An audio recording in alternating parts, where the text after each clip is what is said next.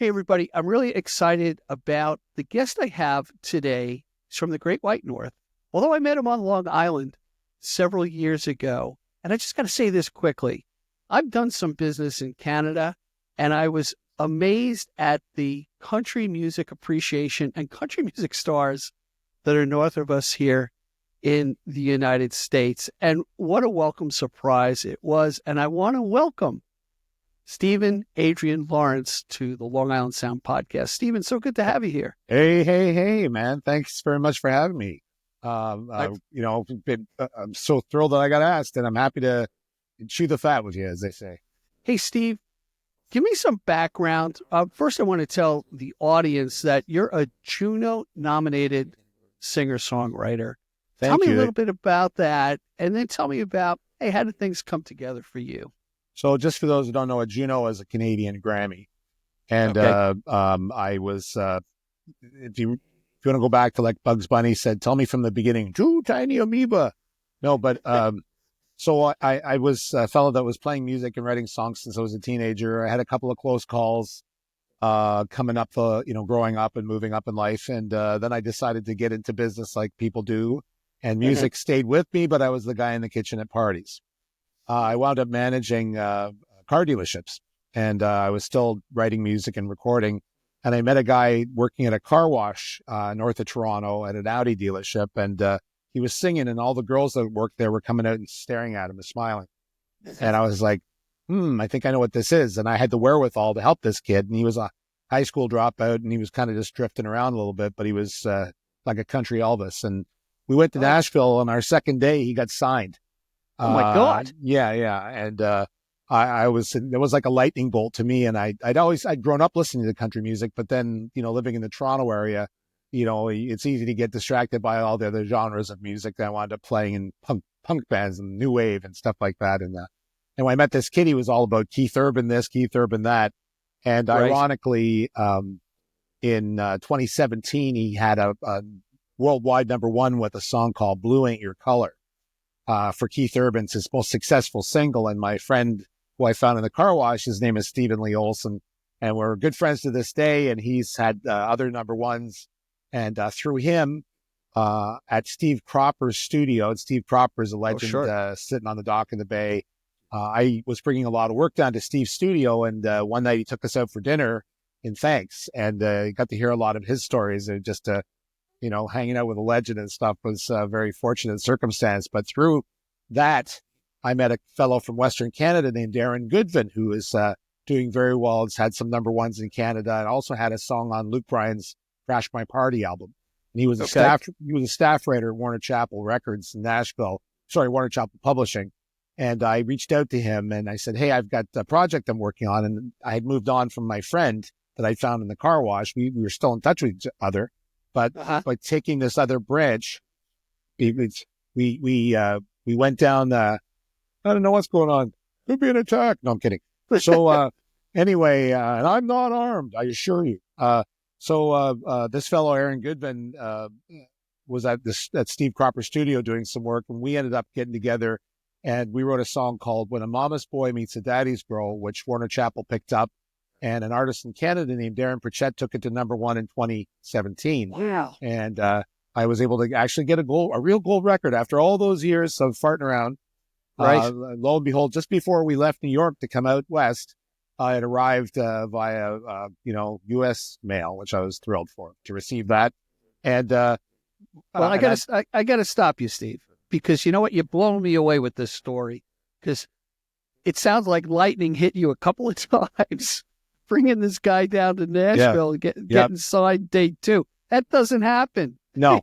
And I learned when I went home after I had to come back obviously to Canada and take care of business and whatnot. And, eventually I was able to cut my tie off and become, music guy full time. And I supplemented my income working in the film business up in Canada. I worked as an extra. I was on a lot of stuff, hilariously. First time I saw myself on the big screen was in a movie theater in Nashville, and it was an ad for a TV series called The Romanovs on Hulu. And I was the only one in the theater. I had taken a day off because I had nothing to do.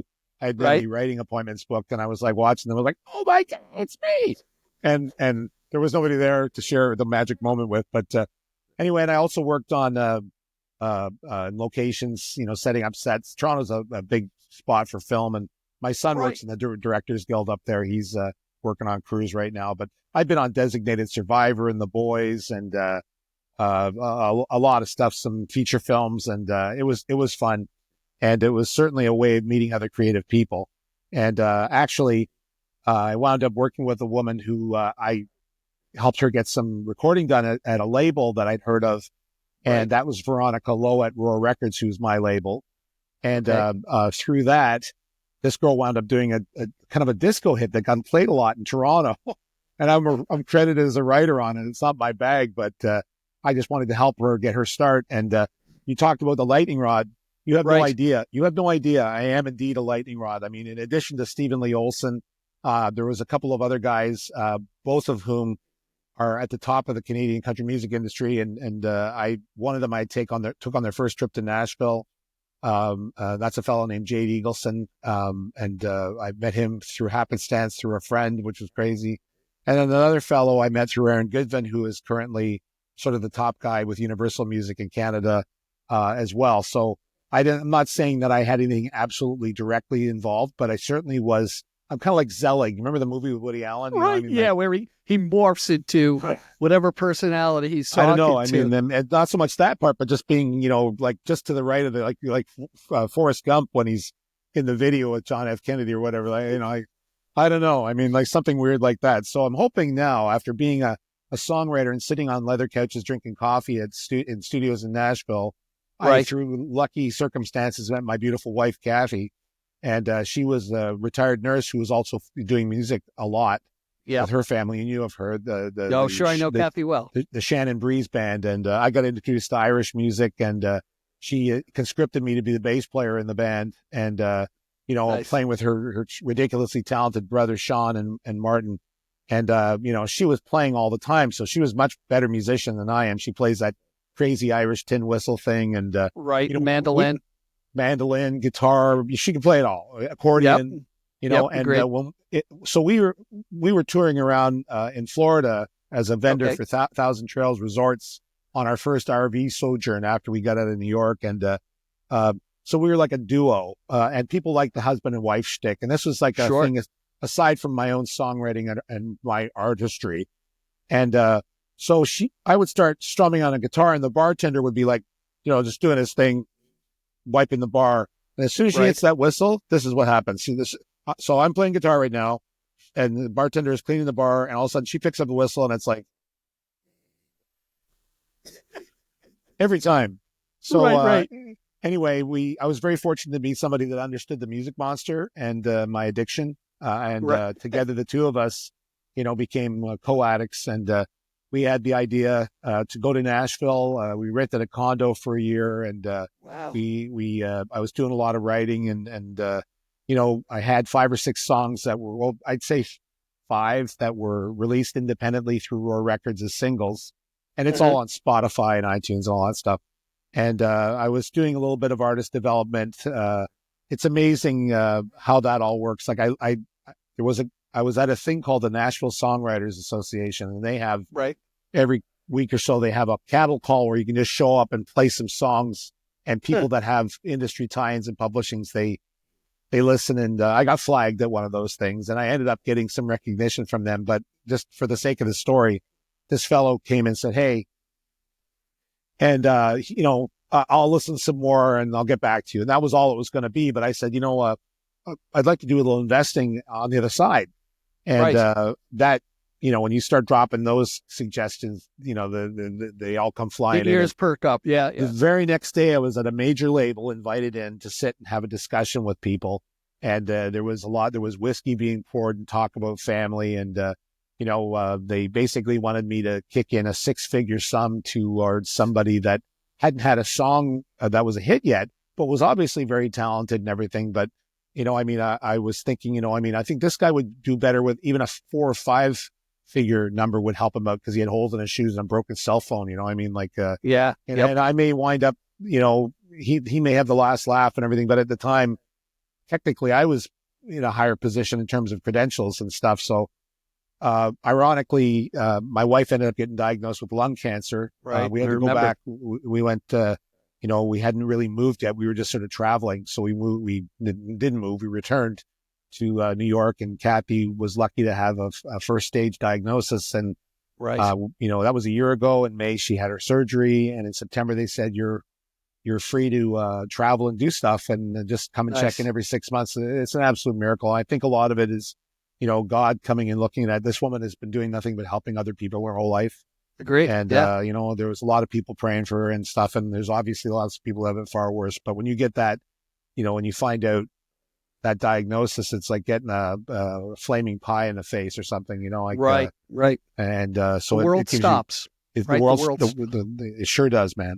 And, I have nothing but, respect for the people that are, that don't give in and they fight to the very last. And that's all we can do as humans. So I didn't mean to hijack all that stuff, but it was no. But I want to chime in that, as I'm listening to your story and your networking and the singer-songwriter rounds and stuff like that, I've spoken to a few country artists, and they're all one guy from Brooklyn, who Charlie Cullis, who has got a few winning songs out there, and I spoke with Mindy Smith, and Mindy Smith's originally from Long Island and was a guest on the podcast.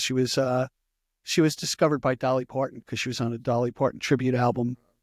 When she went to Nashville with $300 in her pocket, when you could do that. Yep. And the question I always had, and I think you validate this, is that one, don't say no to anything and put yourself in the company of other creatives. Okay, equal or better. Right, exactly, because there's always one worse, one better, right? But you're shooting for equal or better.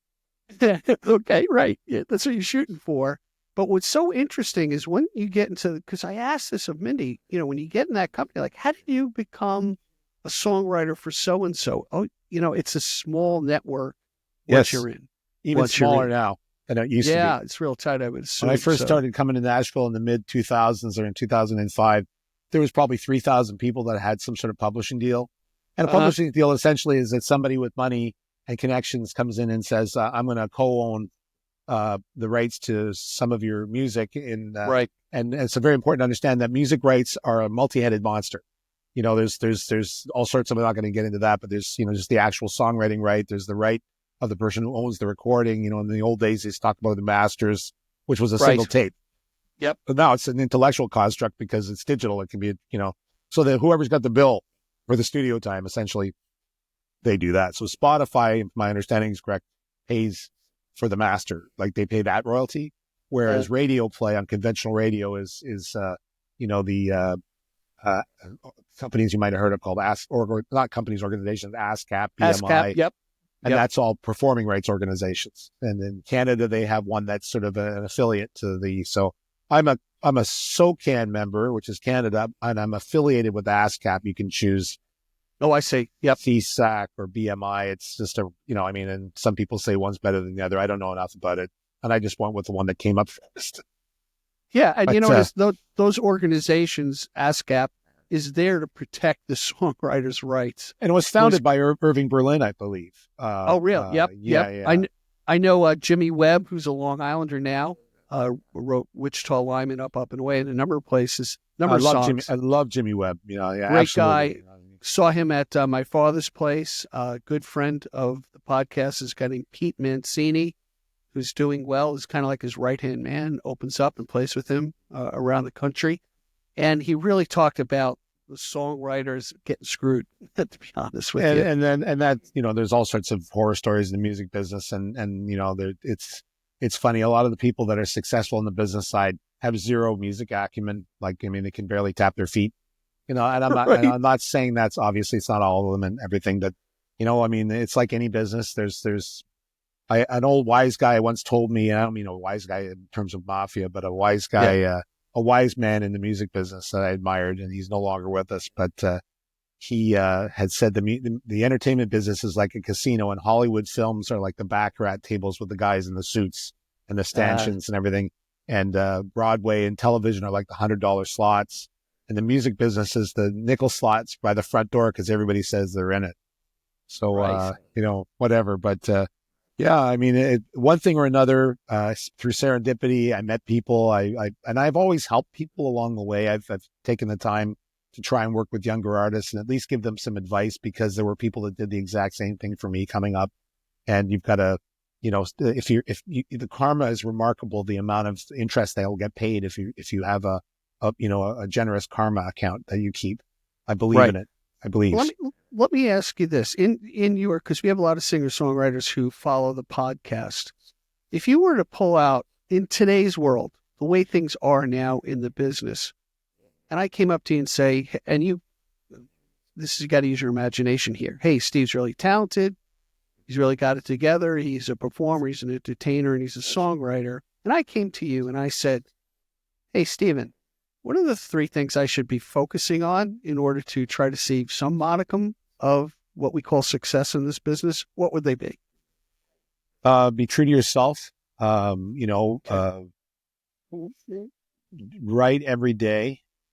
You don't have to be the world's greatest musician. There's lots of guys that are fantastic players that come in, but there's people that can barely play an instrument, but they have insight into the human condition. I've got in my phone, I have a thing that anytime somebody says something that tickles my songwriting brain, I write it down. It's either going to be a line in a song or it might be the title. And you'd be amazed out of the mouths of the babes or whatever that you're going to get that information. So and don't be afraid.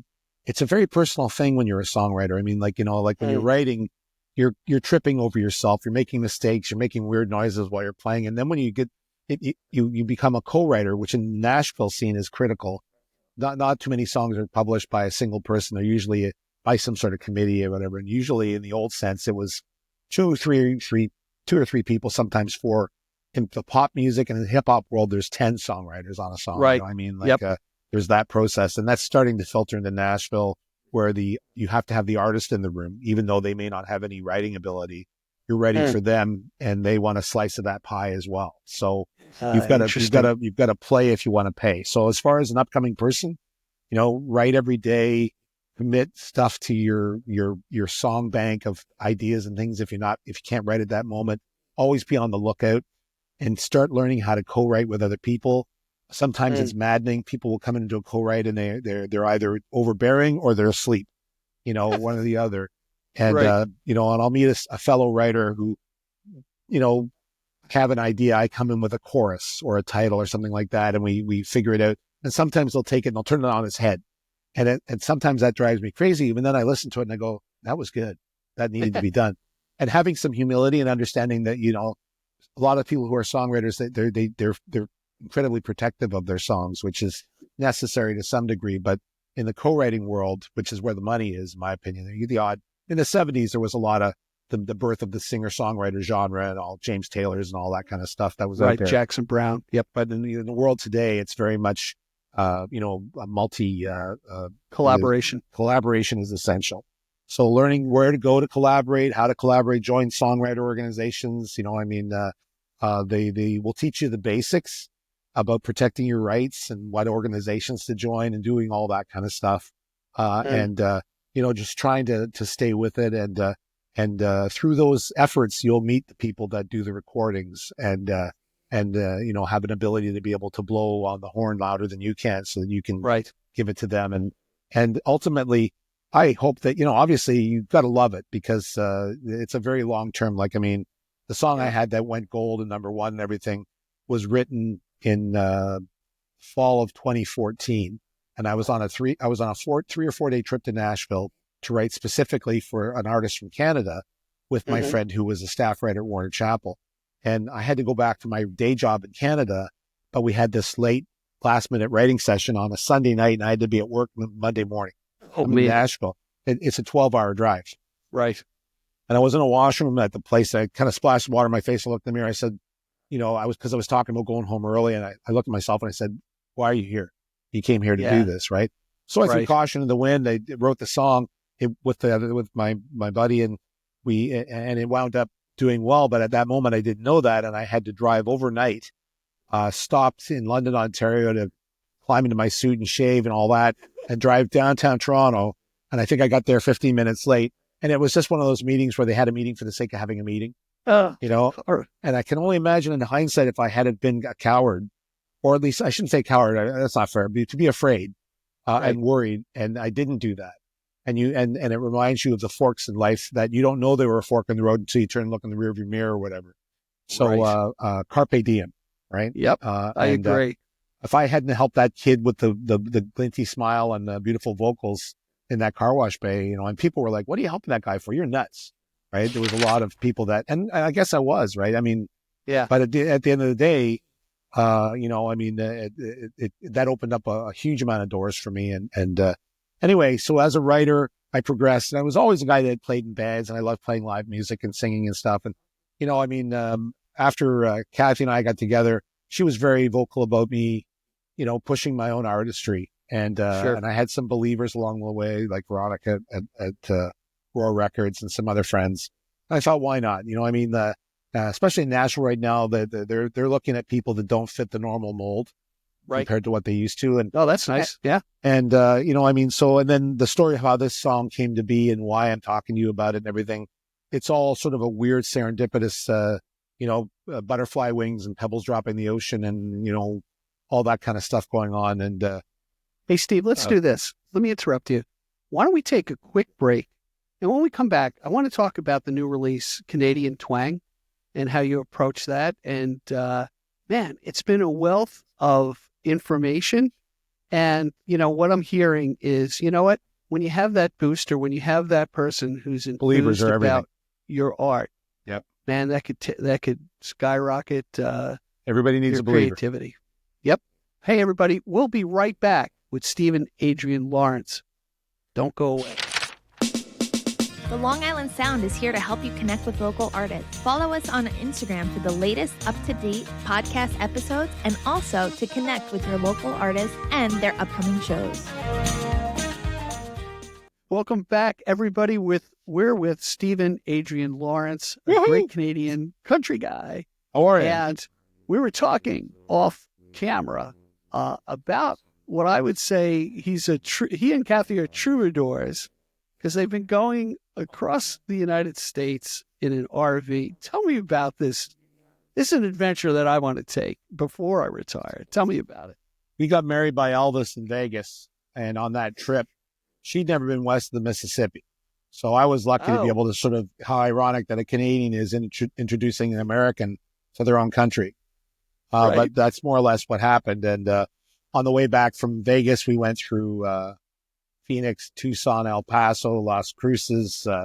You know, we were headed back up to Nashville, and you know, we end up coming back and spending more time in New York. And then we decided that we wanted to be on the road, and we had a little Chrysler minivan, and I found there was an RV that vehicle could pull.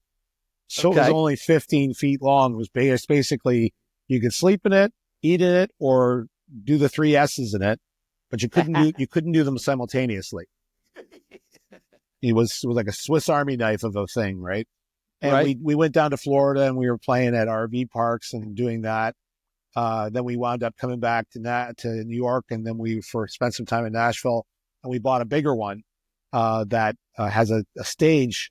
Well, it's a patio that comes down at the back. It's a toy hauler, but we don't have. It's meant to put motorcycles and side by sides in, and you know, I got myself a truck so I can pull it. Sure. And you know, we started to use that, and the idea was we were going to do a YouTube channel called RV Jamming, and we were going to, because there's people out there. There's this crazy phenomenon where there are people that are traveling in an RV, and they record just their daily. Hi, it's Bob and Jane. We're at the Grand Canyon having bacon and eggs. Look, like and subscribe, And some of these people have 200,000 followers, and you know, some of them are, I'd say, are, you know, contributing in terms of they show you how to fix if something breaks, because RVs break horrendously. They're terribly made, and they also are subject to a lot of stress, and every day you're taking your house and shaking it for 6 hours or whatever. You know, and no wonder the screws come out.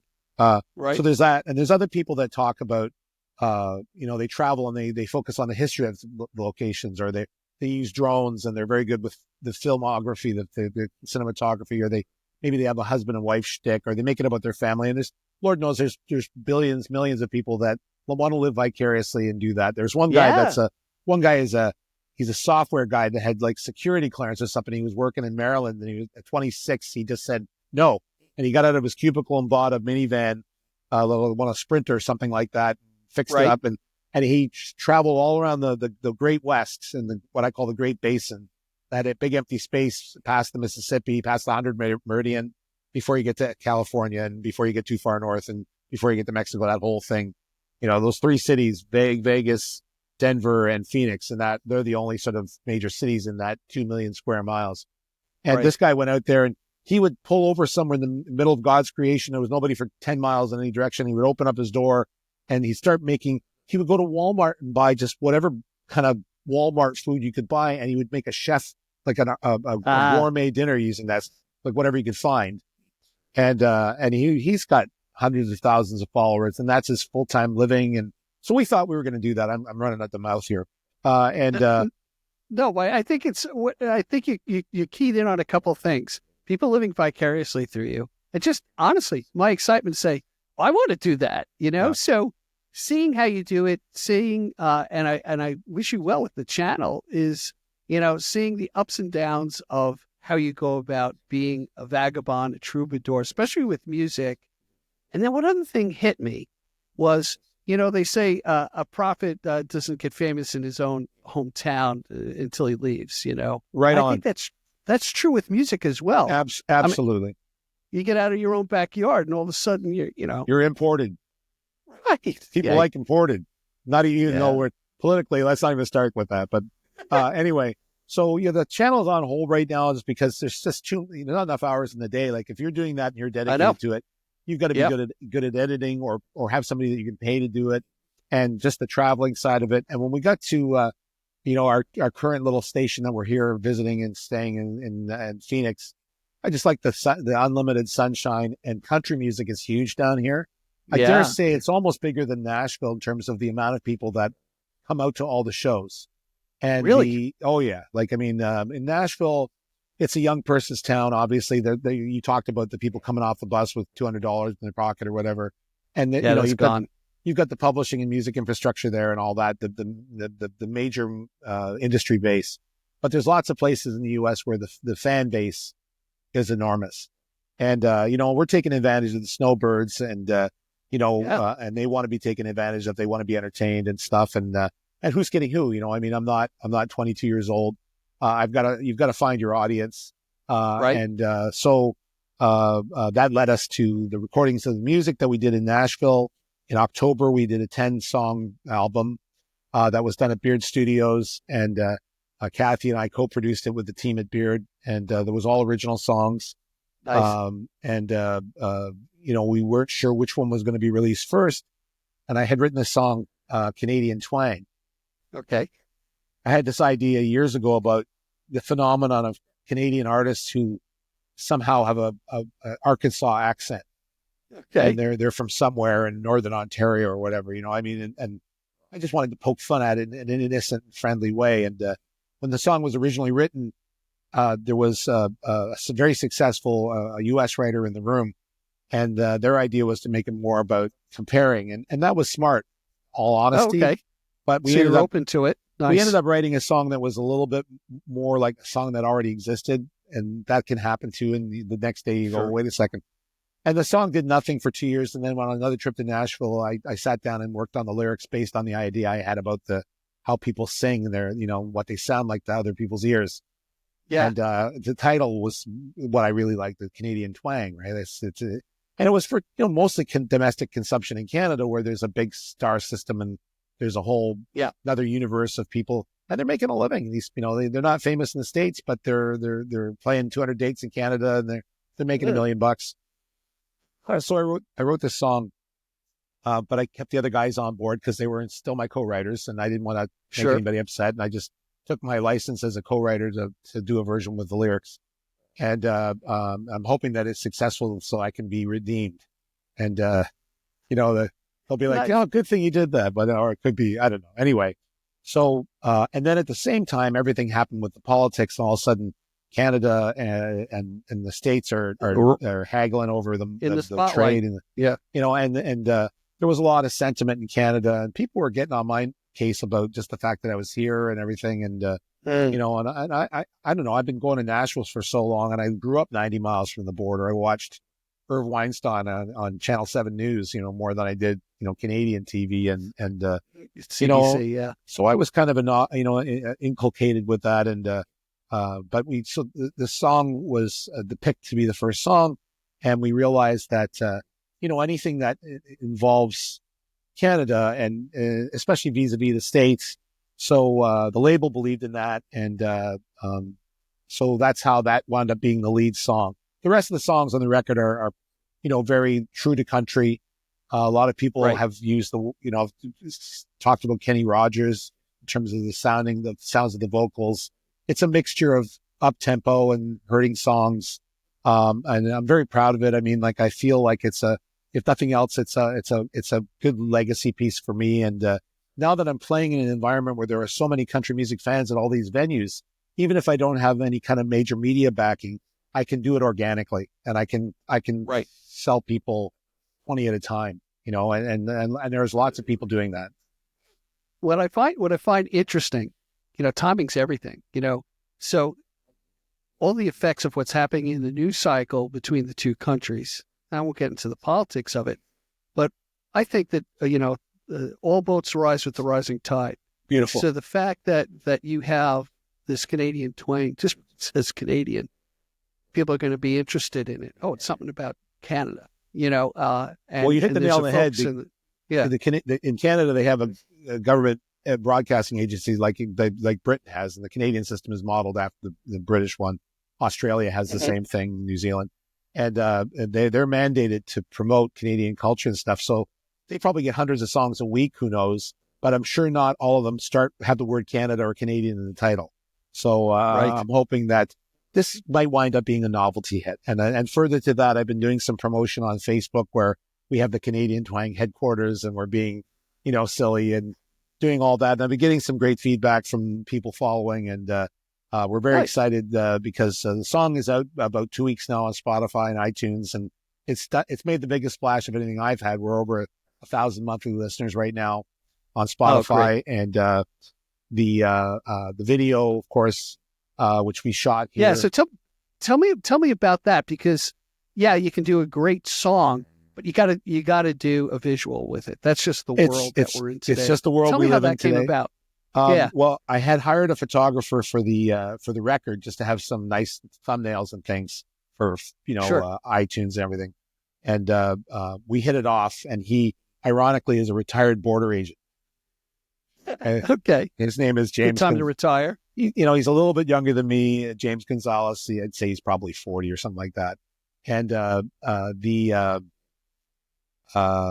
he just had natural talent. He could see, and the wonderful thing about down here is the light at sunset is incredible. Yep. Like, I mean, the golden hour, they call it. And so we were chit-chatting about ideas, and basically came up with this little, I guess in opera they call it a libretto, like the story. You know, it was about me wandering around, kind of hitchhiking with, you know, obviously a fish out of water, but I'm wearing Canadian stuff, right? Like, and by the way, let me just turn the hat around here. Oh, yeah. You can see it. It's not the other hat, but yeah. Sorry. God. Not, you know, anyway, I just wanted to be clear on that. This is more thank you for that. It holds my wild hair in place, you know, I mean, you know, and I used to have hair like you, but my wife made me grow it out. And, so I guess I'm following Chris Stapleton's example when he was at Nashville as a writer. If you've ever seen pictures of him from back then, it was a ball cap and short hair and stuff. And, you know, and then when he sort of went down the artist road. So I'm taking a page out of his book, with all respect. Well, now I gotta stop you. You're not going to get the face and neck tattoos, are you?